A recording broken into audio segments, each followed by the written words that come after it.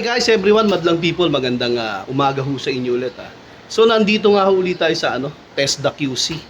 So doon nga ho pala sa mga nagtatanong, especially doon sa mga naghahanap ng mga course na libre or yung mga gusto nila mag-aral, naghahanap sila ng course na fit para sa kanila. So punta lang ho kayo dito sa sa TESDA QC.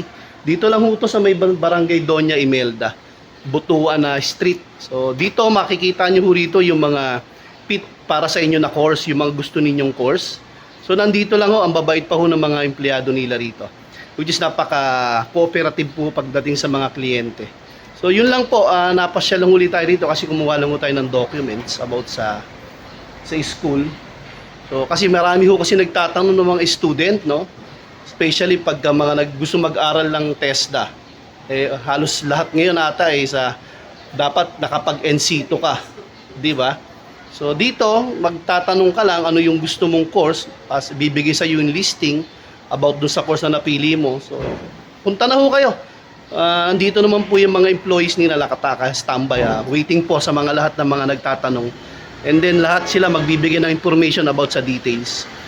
So employees ng TESDA Quezon City Araneta. So nandito sila, handa ho sila magbigay ng details sa lahat po ng kailangan yung information about sa course na gusto nyong kunin. So naka-prepare po sila rito always kahit gaano ho kayo karami.